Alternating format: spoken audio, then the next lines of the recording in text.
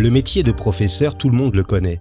Notre propre parcours d'enfant, puis celui de nos enfants sont jalonnés de profs, tels des repères dans le temps, mais aussi des repères dans l'accès aux multiples savoirs dont ils sont les garants. Le professeur exerce un métier qu'il a choisi, il l'exerce avec rigueur et compétence, mais avant de se fondre dans l'entité enseignement, les profs sont des femmes et des hommes formidables, des bâtisseurs aux multiples facettes. Je suis Christophe Salomé, professeur des écoles depuis une trentaine d'années, et depuis 15 ans, je me promène d'école en école en tant que maître remplaçant. Je découvre régulièrement des personnes qui ont des choses à raconter, des personnes qui font, des personnes qui ne sont pas juste des enseignants, des profs, etc. Dans ce podcast, je leur donne la parole. Qu'est-ce qui leur a donné le désir d'enseigner? Quelles sont leurs valeurs, leurs passions, leurs attentes? Qu'ont-ils envie de partager? Prof, etc. Benjamin Arsac est professeur de mathématiques depuis une dizaine d'années. Il habite à Saint-Étienne, dans le département de la Loire, et il enseigne à Saint-Chamond, petite ville de 35 000 habitants qu'il a vu naître également. À l'âge de 6 ans, il voulait devenir boulanger ou pâtissier et c'est d'ailleurs une idée qu'il a toujours en tête. Benjamin se définit lui-même comme un hyperactif passionné par beaucoup trop de choses. Il met néanmoins le mot « trop » entre parenthèses. Son côté etc., c'est la création du site jpeupasgmath.fr, dont l'idée lui est venue après la disparition en 2020 de Primath et du Mathou Matheux, deux sites qu'il avait l'habitude d'utiliser dans sa pratique pédagogique. jpeupasgmath.fr est une plateforme en ligne qui propose toute une batterie d'exercices de calcul mental à destination des élèves et des professeurs de cycles 3 et 4. L'utilisation est simple, complète et très efficace quel que soit le dispositif numérique utilisé. Aujourd'hui, je vous propose un épisode remue-ménage. Benjamin Arsac, bonjour. Bonjour. À l'heure où on enregistre cet épisode, nous sommes au milieu des vacances de la Toussaint à peu près. Comment occupez-vous ce temps libre? Je rentre à peine d'un trajet à vélo. On a, avec ma compagne, fait une petite escapade à vélo, malgré le temps un peu médiocre. Et puis, sinon, on alterne un petit peu entre travail, beaucoup d'amis ou de famille à la maison. Et puis le site internet me prend quand même du coup encore beaucoup de temps, parce que j'aime bien ça et que j'ai encore pas mal d'idées en tête et que j'essaie de les mettre en place quand j'ai du temps à ma disposition. Prof, etc. Quel regard portez-vous sur votre enfance, Benjamin? J'ai une enfance très entourée puisque je suis issu d'une famille de 4 enfants avec 3 sœurs. Je crois que j'étais déjà très curieux sur beaucoup de choses, pas forcément sur les mathématiques ou sur l'éducation à cette époque, mais j'ai l'impression d'avoir toujours été assez curieux et c'est une époque que j'ai plaisir à me remémorer, mais il n'y a pas non plus de nostalgie particulière. J'aime bien aussi ma vie d'adulte. Quel est votre meilleur souvenir en tant qu'élève? C'est une bonne question parce que un des trucs qui me caractérise, qui est assez particulier, c'est que j'ai pas forcément énormément de souvenirs de l'école. J'ai l'impression de vouloir beaucoup plus créer du lien, notamment avec les enseignants en tant que moi enseignant, qu'à l'époque en tant qu'élève. Donc c'était une époque où finalement je prenais un peu ce qu'on me donnait, mais ça n'allait pas beaucoup plus loin. Je dirais que c'est quand même au niveau du lycée, peut-être les souvenirs les plus forts que j'ai gardés, où là j'ai commencé à avoir des professeurs qui m'ont transmis un peu une passion, notamment de physique, professeur de physique-chimie ou professeur de mathématiques. Vous avez été quel genre d'adolescent? Dans un premier temps, je dirais que j'étais quelqu'un d'assez discret, qui suivait des groupes d'élèves pas forcément très scolaires, mais ça m'amusait d'être avec ce groupe d'élèves. De mon côté, moi, j'étais un élève plutôt scolaire, voilà, discret mais scolaire, avec des bons résultats, mais pas particulièrement non plus investi dans mon travail. Et puis au lycée, je suis devenu un adolescent, on va dire, un peu plus, je sais pas, imprégné par ce qu'on apprenait, un peu plus un peu plus moteur dans la classe et puis qui très rapidement avait plaisir à aider les autres. Et c'est là peut-être que vous avez puisé l'influence qui vous a permis de choisir le métier de prof? C'est là, même si au début j'y pensais pas, mais c'est vrai que j'avais une capacité à vulgariser les choses euh, qui plaisait beaucoup à mes camarades. Donc je donnais déjà des petits tutorats au niveau du lycée. Et Mmh. c'est ma prof de mathématiques qui m'a demandé un jour, qui m'a dit, puisque j'avais pas d'idée d'orientation particulière, elle m'a demandé si j'avais envisagé le fait de devenir professeur. Mmh. Et comme la matière où je réussissais le mieux était les mathématiques, mon choix s'est porté du coup sur professeur de mathématiques.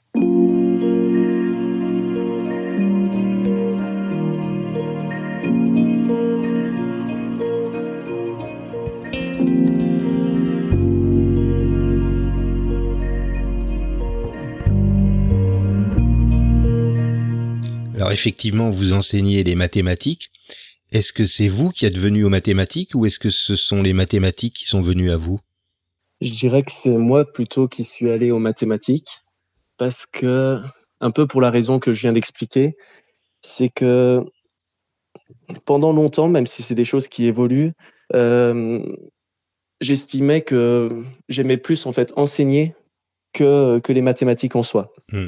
Et comme je l'ai dit, mon choix s'est porté sur le fait que les mathématiques, eh ben, c'était une matière où je réussissais facilement, que j'arrivais particulièrement à expliquer aussi. Donc du coup, c'est plutôt moi qui ai porté mon choix sur cette matière.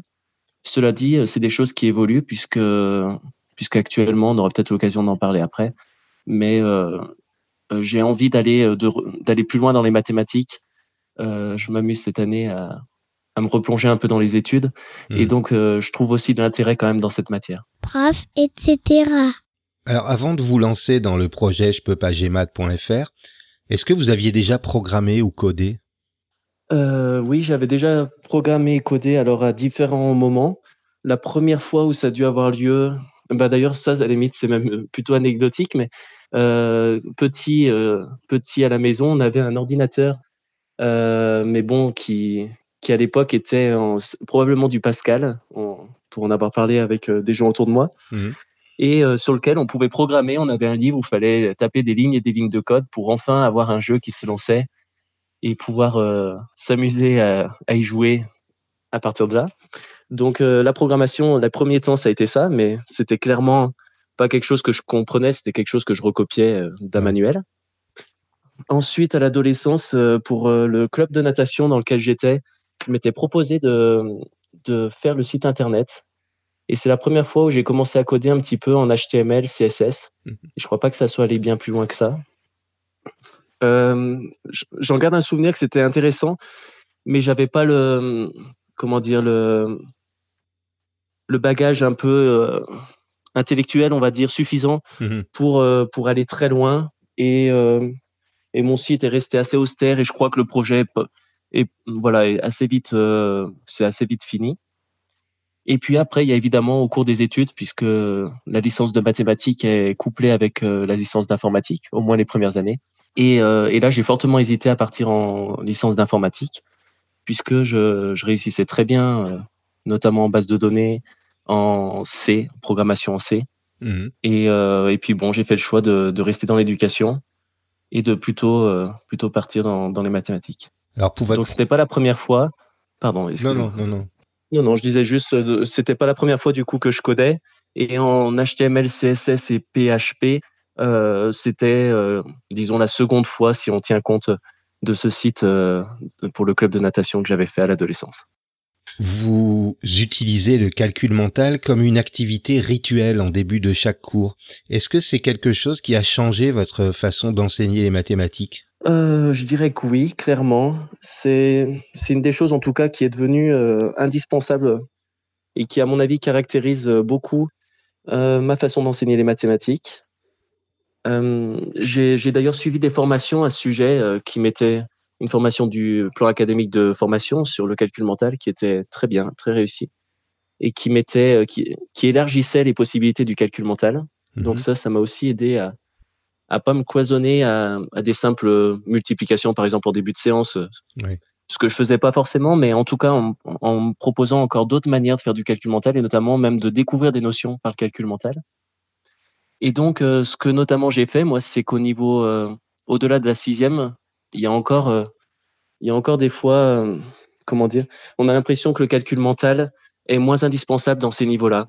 Et moi, je trouve pourtant que c'est tout aussi important, je dirais, qu'en école primaire ou en sixième. Ouais. Et donc je continue à en faire beaucoup parce que c'est quelque chose qui motive, très facilement les élèves.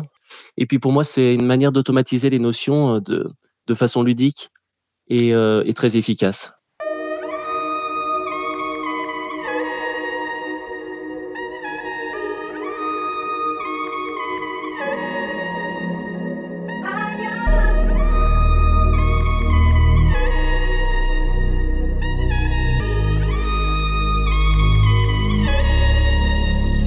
Votre site a la particularité de reposer sur une ergonomie simple et épurée. Quelles sont les raisons de ce choix? Alors au niveau épuré, même voilà, au niveau d'ergonomie, qu'elle soit simple et épurée, il y a les raisons que je voulais que ce site il soit, compatible, à la fois sur smartphone, sur tablette, Mmh. sur PC.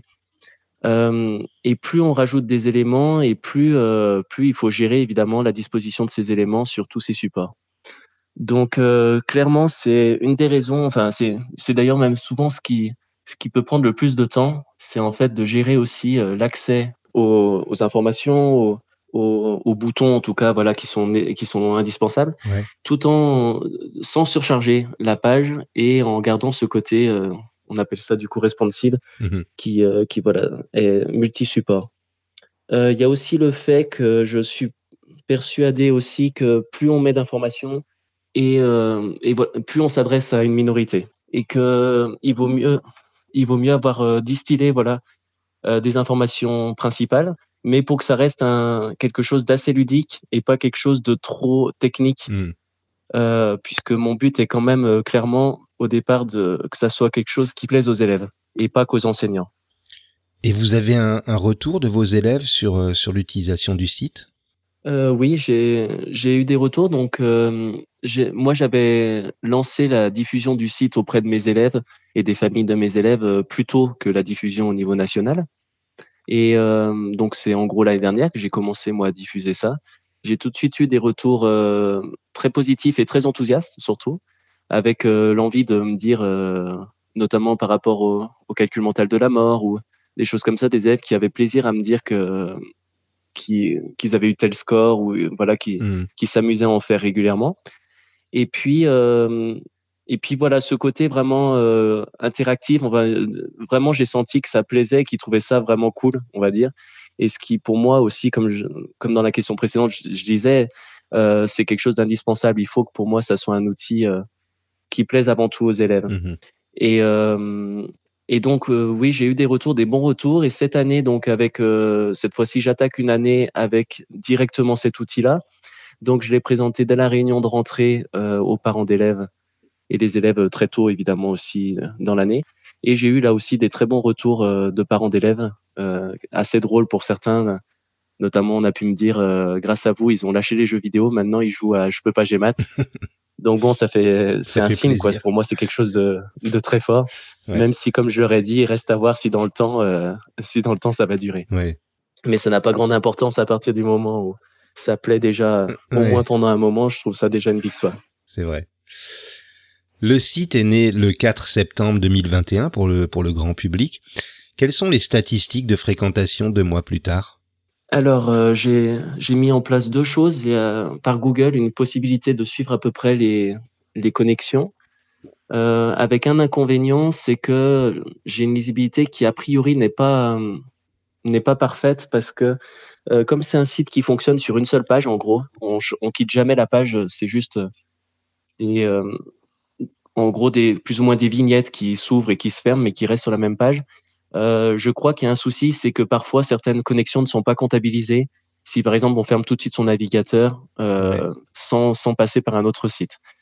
Mais en gros, ce que j'ai pu constater, c'est qu'on est aux alentours, actuellement, de 800 connexions par jour et en nouveaux utilisateurs, ce qui, si je le comprends bien, signifie en gros, certains se connectent plusieurs fois par jour dans ces 800 connexions. Ouais. On est plus aux alentours de 500 utilisateurs différents par jour. Et c'est à peu près ce que confirme dernièrement, j'ai un hébergement qui a été payé, un hébergement payant cette fois-ci du coup, par une association, l'association des formateurs du numérique. Ouais. Et du coup là, j'ai une visibilité un peu plus importante et ça confirme à peu près ces chiffres. On est aux alentours de 500 utilisateurs différents, personnes différentes par jour. D'ailleurs, j'en profite pour saluer cette initiative de l'AFT RN, je crois que c'est ça le nom de l'association. C'est ça. C'est une association qui très vite a été là aussi enthousiaste vis-à-vis de mon site et a très vite mis en place un financement pour aller plus loin et je les en remercie fortement. Et on peut d'ailleurs écouter un épisode avec Christian Straka, le président de l'association. Et je sais plus quel est le numéro de cet épisode, mais on peut le retrouver dans la playlist de Prof, etc.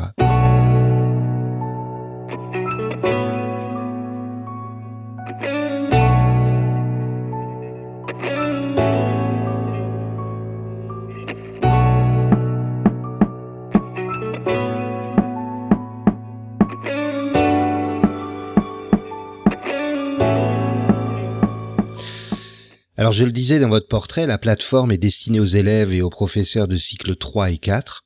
Est-ce que vous envisagez de l'étendre à un public plus jeune ? C'est un des projets qui est, on va dire, dans les cartons, mais très honnêtement, je ne sais pas s'il verra le jour un jour. On m'a très vite, quand j'ai commencé à faire des diffusions, très vite demandé est-ce qu'il y aura du cycle 2, entre autres. Bon, déjà, il y a un truc qui est évident, c'est qu'au niveau didactique, et même au niveau des connaissances mathématiques, évidemment qu'elles sont couvertes par mes connaissances, mais au niveau, par contre, didactique du cycle 2, j'ai, pour ainsi dire, zéro connaissance, puisqu'on n'est pas formé, d'ailleurs, malheureusement, au cours de notre carrière sur le cycle 2 ou même le début de cycle 3, quand on passe le CAPES. Donc ça voudrait dire déjà me mettre en lien avec quelqu'un qui puisse m'apporter ces éléments. Pour ce qui est de la partie, on va dire, mise en place numérique, c'est pas forcément... Il y a une bonne partie qui serait réutilisable évidemment au niveau de la mise en forme, donc ça paraît totalement envisageable. Cela dit, quand j'y ai réfléchi un peu, puisque ma compagne est prof des écoles, donc je lui disais peut-être qu'un jour on pourrait regarder ensemble pour effectivement rajouter le cycle 2. Mais il y a très vite du visuel dans le cycle 2, Oui. beaucoup plus que dans les cycles 3 et 4. Notamment, par exemple, pour tout ce qui va être, si je me trompe pas, hein, mais tout ce qui va être numération, on va avoir des petits cubes, des piles de cubes, des carrés de cubes, etc. Des collections, des constellations, des choses comme ça, oui. C'est ça, des notions de comptage aussi, visiblement sous différentes formes, compter des points sur une... D'ailleurs, il y a une application très bien financée aussi par la FTRN. En gros, quel est le compte et où justement les enfants doivent compter le nombre de points sur une coccinelle, le nombre de points sur un dé, etc. Et tout ça, ça demande du coup des images qui là aussi doivent être responsives pour que ça fonctionne sur tablette, smartphone et PC. Donc ça, pour le coup, ça serait de la création pure et pas aussi simple que de faire, entre guillemets aussi simple, que de faire apparaître un calcul ou même une expression littérale sur le site. Donc c'est des choses qui peut-être verront le jour. Je sais qu'il y a de l'envie. Moi, ça dépendra. C'est pas les choses que je mets en priorité. J'ai d'autres projets qui viendraient avant si j'ai le temps. Mais peut-être que dans les années à venir, soit en se mettant en partenariat avec quelqu'un sur Twitter, par exemple, qui serait partant pour m'accompagner là-dedans, soit avec ma compagne, si jamais on venait à dégager du temps et que c'était un projet qui pourrait nous plaire, à ce moment-là, peut-être qu'on se pencherait sur ce point-là. Bah moi qui travaille plus dans le premier degré, je vais lancer l'appel alors à tous les gens sur Twitter qui souhaitent que Je peux pas GMAT soit étendu au cycle 2, bah allez-y, contactez Benjamin et faites-lui vos propositions de collaboration. C'est ça, alors même si évidemment la réponse sera peut-être, pour le moment je prends note de... Mais c'est vrai qu'il ne faut pas hésiter, moi je peux garder dans un coin justement ces contacts et puis le jour où si vient ce jour où je me lance là-dedans, à ce moment-là, je pourrais reprendre contact avec ces personnes. Et puis aussi, ce qu'il est possible, c'est que si je vois que dans les années à venir, je vois que j'ai plus assez de temps ou que ce projet, moi, je pourrais pas le mener, le code, il est accessible pour quelqu'un qui a déjà un peu des connaissances là-dessus. Ça peut être aussi relayé à quelqu'un, Mhm. ou en tout cas, pour le moment, j'ai pas encore fait ces démarches, mais peut-être aussi des groupes de travail plutôt que de travailler seul, se retrouver à plusieurs pour que la charge de travail soit moins importante. Donc, effectivement, il faut pas hésiter à me contacter. De toute façon, si j'ai pas le temps ou si pour le moment je veux pas me lancer là-dedans, j'hésiterai pas à le dire aux personnes concernées. Et juste pour finir sur la question étendre, il y a aussi la possibilité d'étendre. Alors ça m'a été moins demandé, mais au niveau du lycée. Ouais. Là, j'ai eu, à ma connaissance, 1 ou 2 demandes. Alors après, les gens osent pas forcément demander, mais on m'avait demandé si on pouvait là aussi récupérer le code pour l'étendre à des notions de niveau lycée. Pour la même raison, là, les notions, je les ai un petit peu, même la didactique de ces notions, je la connais un petit peu mieux, Ouais. mais c'est pareil, c'est quand même pas mon cœur de métier. Et donc, ça fait un moment que j'ai plus forcément de lien avec le monde du lycée, qui a en plus beaucoup évolué.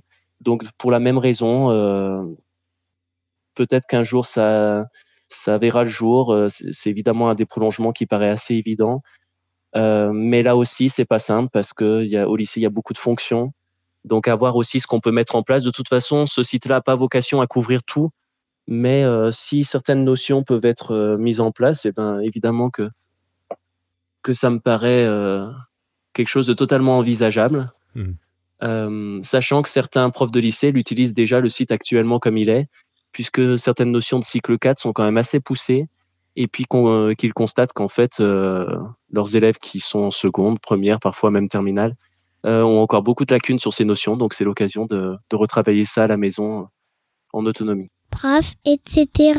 Lorsqu'on a préparé cet entretien, vous m'avez dit qu'avant de vous lancer dans cette aventure, vous aviez un projet de bijoux en origami. Vous pouvez nous en parler ? Oui, donc il y a eu les confinements. Et là, on a subi, comme tout le monde, 2 confinements, avec beaucoup de temps passé à la maison. Alors, bon, évidemment, il y avait toute la gestion des cours en distanciel, notamment par vidéo, qui m'a pris beaucoup de temps. Mais après, ben, comme j'imagine la plupart des personnes, on avait encore pas mal de temps à disposition et un peu enfermé. Donc, j'ai toujours beaucoup aimé l'origami. Enfin, toujours, depuis maintenant quelques années, je m'y suis remis. Petit, j'aimais déjà beaucoup ça. Et j'en fais avec mes élèves au niveau d'un club mathématique que j'anime durant les temps de midi. Mhm. Et, j'ai une amie qui m'a montré un jour qu'elle faisait des bijoux en origami, donc des tout petits origamis qui sont vernis et montés sur des boucles, en gros. Mhm. Et du coup, j'ai commencé à en faire quelques-uns pour ma compagne au départ, et ça me plaisait beaucoup. Et ma compagne, au bout d'un moment, elle pouvait pas avoir des boucles d'oreilles de partout, donc j'ai décidé de monter un petit site, là pour le coup, en utilisant WordPress, un blog en plus qu'un site, et sur lequel je proposais mes créations à la vente. Donc bon, c'était de manière, c'était surtout dans un cercle assez local autour de moi. Donc le site est toujours en ligne, même si c'est un des projets, comme j'ai pu vous le dire justement dans la réponse aussi par mail. C'est des projets qui, j'aime m'investir dans des projets. Je suis assez passionné, comme je disais, par beaucoup de choses, mais ils deviennent vite envahissants. Mhm. Et donc, c'est assez rapidement aussi que souvent j'arrête un projet et que j'y touche plus du tout quasiment. Et c'est le cas de ce projet d'origami. Donc, pour ceux qui écoutent le podcast, je ne recherche pas particulièrement des commandes de bijoux, mais vous pouvez en tout cas aller voir mon travail. Vous pouvez donner l'adresse ? Il est sur... Oui, donc ça s'appelle Papier Caillou Bijoux. Il est présent sur Instagram à ce nom-là, Papier Caillou Bijoux. Et sinon, sur Internet, on le trouve en cherchant papiercailloubijou.wordpress.com. Très bien. Sur une recherche Google, en général, on arrive à le trouver facilement en mettant Papier Caillou Bijoux. Mhm. Et c'est quelque chose que j'aimais beaucoup, qui m'a bien occupé. Mais l'année dernière, c'est devenu, à l'époque de Noël, j'ai eu énormément de commandes et c'est devenu finalement trop envahissant. Mhm. Le plaisir était plus forcément au rendez-vous. Alors, est-ce que vous projetez de développer d'autres sites, d'autres projets en rapport ou non avec les mathématiques? Dans l'immédiat, non, mais ça me trotte quand même beaucoup en tête. J'ai vraiment beaucoup de plaisir à coder, en fait. C'est Mmh. vraiment quelque chose que là, j'ai retrouvé avec le confinement. Je suis prêt à y passer, beaucoup de temps et j'y éprouve beaucoup de plaisir. Le problème, c'est qu'actuellement, je suis aussi enseignant à côté, ce qui me prend aussi beaucoup de temps et que j'ai envie de bien faire évidemment, mon métier. Donc ça fait beaucoup et actuellement, je me vois pas me lancer dans un autre projet, sachant que celui-ci a encore beaucoup de choses à donner. J'ai encore beaucoup d'idées pour ce projet. Mmh. Cela dit, ce qui me trotte actuellement, c'est que j'ai voilà, ce plaisir de coder, vraiment d'y aller aussi facilement et puis je trouve ça, extrêmement excitant en fait, ce monde-là, qui évolue, très, très vite. Il y a des outils, quand je les découvre, notamment et ben, dans la nouvelle mise à jour qui va avoir lieu dans quelques jours sur le site, j'ai utilisé un outil, que je connaissais pas du tout qui s'appelle jQuery et du coup, j'ai été mais totalement enthousiasmé quoi, quand je l'ai vu et ça me donne envie, ça me questionne en tout cas actuellement sur des idées de reconversion ou en tout cas, et si j'aimerais bien essayer de trouver un moyen d'associer, si c'était possible, mon côté prof avec, l'aspect en même temps programmation. Mmh. Donc dans quelques jours, il va y avoir les postes à profil et je me suis dit que j'irais jeter un coup d'œil sur la liste, voir s'il y aurait quelque chose qui serait peut-être, on sait jamais, un Ouais. petit peu, dans cette idée-là. Et puis sinon, même, plus largement, j'avoue que ça me trotte un petit peu en tête, des idées d'évolution de carrière. Plus tard de me dire, peut-être bifurquer dans de la programmation si vraiment je venais à voir que c'est un monde qui me plaît. Alors c'est très différent évidemment de l'éducation, mais c'est des choses que j'ai en tête en tout cas et que je vais laisser mûrir petit à petit.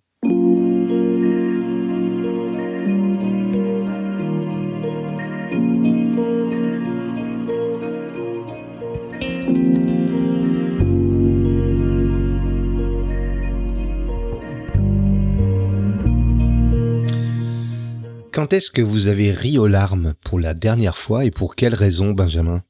C'est une bonne question. Ça remonte déjà à quelque temps, mais j'adore ce genre de moment, ça c'est sûr. Heu, je saurais plus dire. Je me souviens d'une personne en tout cas, je me souviens d'une des dernières fois, c'était avec ma grande sœur quand on en était venu à prendre un fou rire, comme ça. Et sinon, c'est une des fois qui est d'ailleurs même propre à mon métier aussi, qui remonte à pas si longtemps que ça non plus.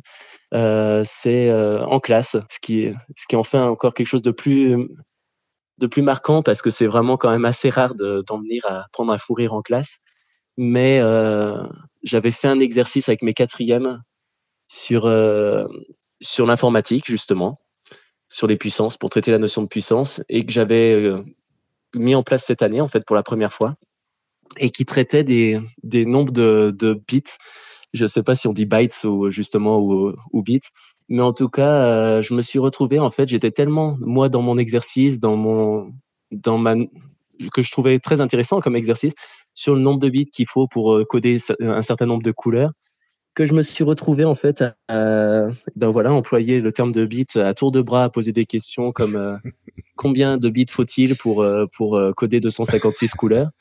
Évidemment, les élèves, ont très vite réagi, mais très, en plus pas de manière, disproportionnée. Et puis c'est surtout moi quand, Oui. je me suis rendu compte en fait du ridicule de la situation et de chacune des questions que je posais, que j'ai commencé à prendre un fou rire. C'était une classe que j'aimais beaucoup, donc je me sentais en plus, en confiance et j'ai dû totalement, mettre un terme à l'exercice parce que c'en était ridicule quoi. Mais ça reste un excellent moment et ça m'a fait beaucoup de bien de me dire, je me sentais tellement bien avec cette classe qu'on pouvait même se permettre, ce genre de choses. Pouvez-vous me citer un moment préféré de votre journée, qu'il soit professionnel ou plus personnel? J'aurais tendance à dire déjà le petit déjeuner, c'est un moment qui pour moi, est peut-être parmi mes préférés. Ce petit moment, c'est pas quelque chose que je fais rapidement. C'est un moment que j'aime bien avoir le temps de me poser tranquillement. Pas forcément de parler, mais juste, avec un café ou un thé et voilà, de prendre, ce petit moment de réveil, un peu, tranquille quoi, juste, Mmh. centré sur soi.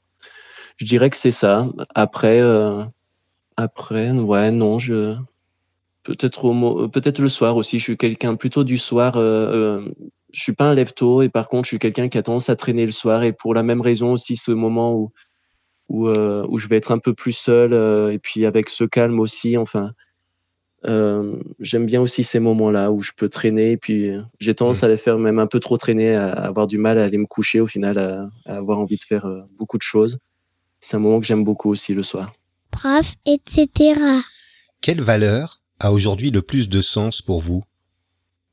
Je dirais le respect comme ça me vient assez facilement.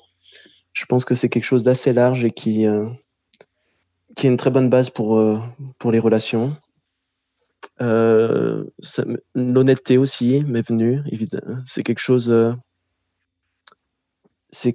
qui est pour moi assez important, peut-être même trop des fois, mais parce que je me rends bien compte que parfois trop d'honnêteté aussi n'est pas forcément une bonne chose, mais c'est en tout cas une valeur qui pour moi est importante. Et puis, je dirais la communication. Je sais pas si c'est vraiment une valeur, mais ça par contre aussi, que ça soit d'un point de vue professionnel ou personnel, c'est quelque chose, heu, c'est quelque chose qui compte énormément pour moi. J'ai besoin de communiquer et j'ai l'impression que c'est une des valeurs notamment qui me sert beaucoup dans mon métier, qui fait que ça se passe plutôt bien avec, mes élèves au niveau de la relation. Quel mot, selon vous, compléterait le mieux le mot enseigner? Alors il y a 2 mots qui me sont venus assez rapidement. Il y avait transmettre, mais ça me paraît presque un petit peu évident, presque, un peu trop comme un synonyme, pas tant compléter. Et sinon, ouais, plus quelque chose comme partage ou mais même échange, hem, Mhm.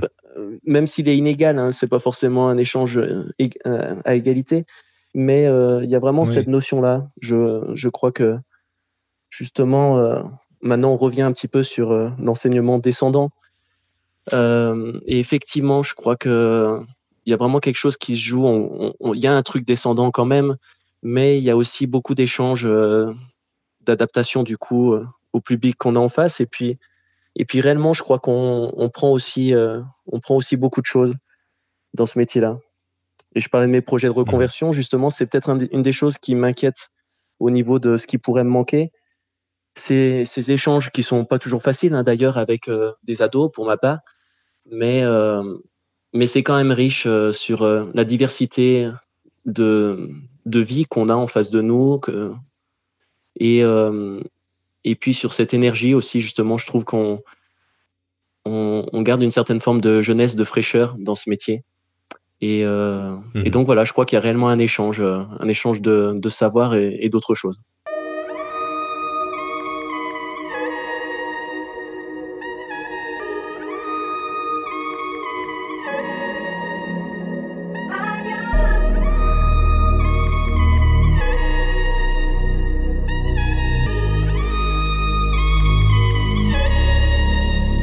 Quelle compétence ou capacité qui vous rend bien des services dans votre vie vous rend un peu fier?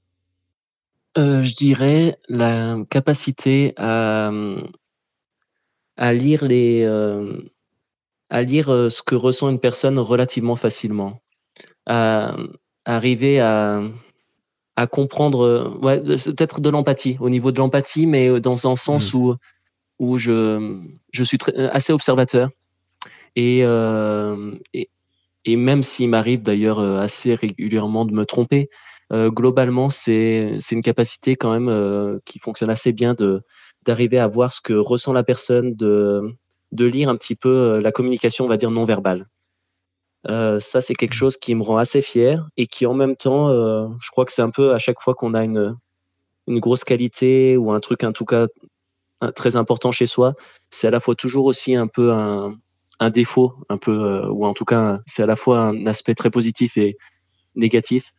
Et là aussi, eh ben, cette, surempathie ou des choses comme ça fait que parfois c'est un peu trop à gérer et notamment dans le cadre professionnel, c'est quelque chose quand même que je canalise parce que déjà d'une, comme je l'ai dit, il m'arrive de me tromper au niveau de cette lecture-là et de 2, quand on a, Mhm. une trentaine d'élèves face à nous, 30 personnes qui transmettent quelque chose, non verbalement, on peut pas tout analyser, tout observer. Il faut se Mhm. protéger et voilà. garder l'essentiel. Mais c'est quelque chose qui me sert beaucoup, qui m'a permis, notamment au niveau professionnel, des fois de mettre à jour des difficultés comme du harcèlement ou d'autres sources de mal-être, par exemple. Et ça, j'en suis très fier, évidemment, parce que ça permet de gérer ces situations au plus tôt et oui, qui me rend fier, ouais. Si vous pouviez vous mettre dans la peau de quelqu'un d'autre, vivant ou mort, pour une journée, vous choisiriez qui ?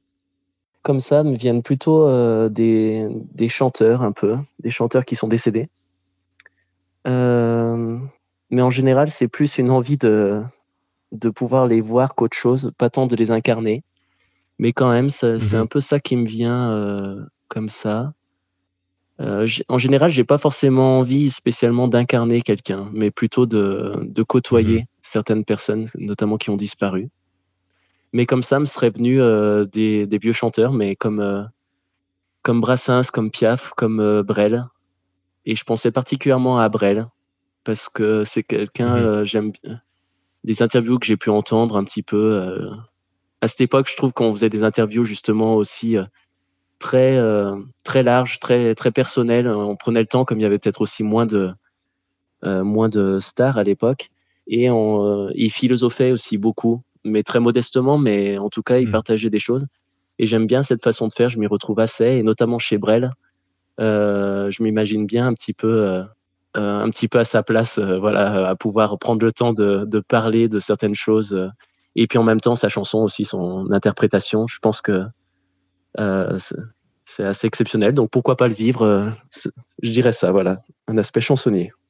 On arrive à la fin de notre entretien, mais il me reste une dernière question à vous poser. Qu'est-ce que vous souhaitez pour les 2 prochaines années ? Alors la première chose que je souhaite, c'est que du coup, avec ma compagne, on a un autre projet plus personnel qui a commencé. On attend un enfant. Donc, c'est aussi une des raisons pour lesquelles, au niveau de mon temps pour le site internet, il risque de fortement, évidemment, se réduire dans les années à venir. Mais c'est pour moi un projet qui risque d'être le plus important, un des plus importants en tout cas de ma vie. Donc, la première chose, c'est que je souhaite que tout se passe bien et que voilà, que j'arrive à accompagner cet enfant du mieux possible. Et puis un projet peut-être plus professionnel qui là aussi est en cours de travail, donc peut-être pour les années à venir, c'est que j'ai commencé à préparer l'agrégation cette année. Donc timidement, mais c'est justement ce que je disais, me replonger un peu dans les mathématiques, essayer de réapprendre à nouveau des choses. On verra, j'en ai pas fait un objectif indispensable, mais quand même, je me souhaite de réussir à l'avoir dans les années à venir. Et voilà, ça sera déjà bien. Et puis voilà, être heureux, continuer à être bien dans la vie. Je pense qu'aussi ça ira très bien, peu importe le reste, mais de se sentir bien et se sentir bien dans ma vie et dans mon travail. C'est des belles perspectives. Merci. Et je souhaite qu'elle s'accomplisse effectivement du mieux possible. Merci Benjamin d'avoir accepté mon invitation en tout cas. Merci Christophe.